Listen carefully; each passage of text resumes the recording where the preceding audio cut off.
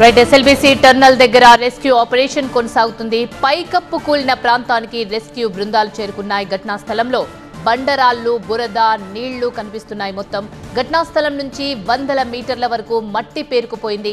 మట్టిని తవ్వడానికి సహాయక బృందాలు తీవ్రంగా శ్రమిస్తున్నాయి. సో ఎక్కడైతే కార్మికులు చిక్కుకున్నారో ఆ దగ్గరికి రెస్క్యూ టీం చేరుకుంటుంది. కానీ చేరుకునే క్రమంలో మట్టి, బురద అంతా కూడా ఆటంకంగా మారింది. వాళ్ళు తీవ్రంగా శ్రమిస్తున్నారు లోపలికి వెళ్ళడానికి.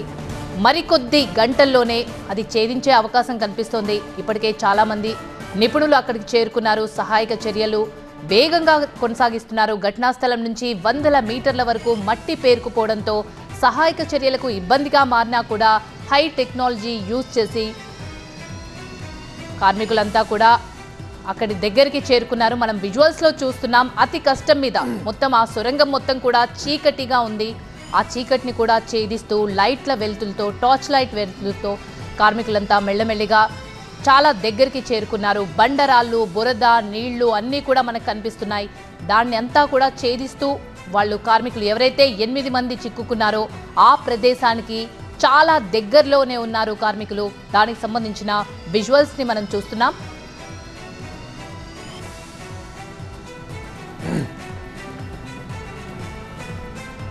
మనం చూస్తున్నాం విజువల్స్లో ఎక్కడైతే 6 రోజుల కింద సరిగ్గా ఈ టైంకి 8:39కి ఎక్కడైతే కార్మికులు 8 మంది చిక్కుకుపోయారో నీరు, మట్టి పల్లెలు పడి సరిగ్గా ఆ ప్రాంతానికి చేరుకున్నారు. మనం విజువల్స్లో చూస్తున్న ఆ విజువల్ అదే, వీడియోలో చూస్తున్న విజువల్ అదే. అక్కడికి చేరుకున్నారు. మొత్తానికి రెస్క్యూ టీం చాలా కష్టపడి, అయితే కాకపోతే అసలు టాస్క్ అంతా అక్కడే. ఇప్పుడు వాళ్ళ బురదలో ఉన్నారా, మరి రాళ్ళు మట్టిలో ఉన్నారా, సో ఇక అక్కడ తీసుకురావడానికి కూడా ఇంక కొన్ని గంటలు టైం పడుతుంది. బట్ మొత్తానికి ఫైనల్గా ఎక్కడైతే ఘటన జరిగిందో, ప్రమాదం జరిగిందో, ఎక్కడైతే 8 మంది చిక్కుకుపోయారో ఆ స్థలానికి చాలా దగ్గరగా ఉన్నారు. అక్కడికి చేరుకున్నారు రెస్క్యూ టీం కూడా. సో తొందరలోనే ఆపరేషన్ కంప్లీట్ చేయాలని, వీలైనంత వారిని సజీవంగా తీసుకురావాలని చెప్పేసి మరి ప్రయత్నాలు సాగుతున్నాయి. దానికి సక్సెస్ అయినట్టుగా తెలుస్తుంది. ఎందుకంటే చాలా దగ్గర దాకా ఎక్కడైతే ఘటన జరిగి 8 మంది చిక్కుకుపోయారో ఆ ప్రాంతం అదే. టార్చ్ లైట్ వెలుతురులో మనకు కనిపిస్తుంది. ఆ ప్రాంతం అదే. రాళ్ళు మొత్తం అక్కడ పడి ఉన్నాయి. మట్టి పిల్లలు, రాళ్ళు, బురద.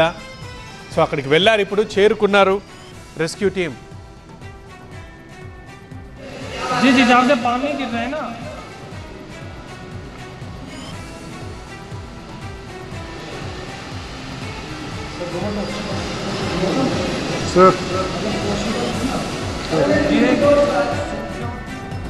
అంటే ఒకసారి మనం విజువల్స్లో చూస్తున్నాము. ఆ టన్నెల్ పొడవు అంటే పైకి 10 మీటర్ల పొడవుతో ఉంది. సో 10 మీటర్లు ఇప్పుడు వాళ్ళు ఒకసారి నిల్చుంటే వాళ్ళ తలకు టన్నెల్ పై భాగం తగులుతోంది.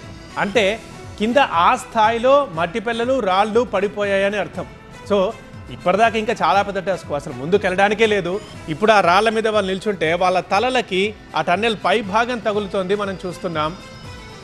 సో అంత ఎత్తులో రాళ్ళు పడ్డాయి, అంతకన్నా ఎక్కువ ఎత్తులో పడ్డాయి. ఇప్పుడు వాళ్ళు దాన్ని ఛేదించి వాటిని పగలగొట్టి వాటిని ధ్వంసం చేసి వాళ్ళు ముందుకెళ్తున్నారు. బట్ స్టిల్ వాళ్ళు చేరుకున్న ప్రాంతంలో కూడా రాళ్ళు ఆ స్థాయిలో పేరుకుపోయి ఉన్నాయి. అంటే పక్కనున్న శిథిలాలు, రాళ్ళు పగిలి కుప్పలుగా అక్కడ పడిపోయాయి ఆ నీటి వల్ల. కరెక్ట్గా ఎగ్జాక్ట్గా 8 మంది ఎక్కడ చిక్కుకుపోయారో అక్కడ దాకా వెళ్ళారు.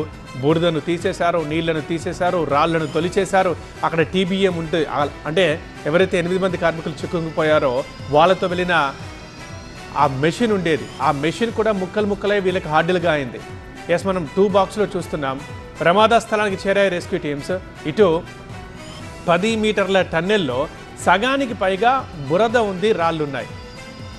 సో వాటన్నింటినీ ఛేదించుకుంటూ ముందుకెళ్తున్నారు. బురద నీళ్లు తీసేయడానికి ఎక్విప్మెంట్ తీసుకొచ్చారు. 2-3 రోజులుగా బురదను తీసేయడానికే ప్రయత్నాలన్నీ జరిగాయి.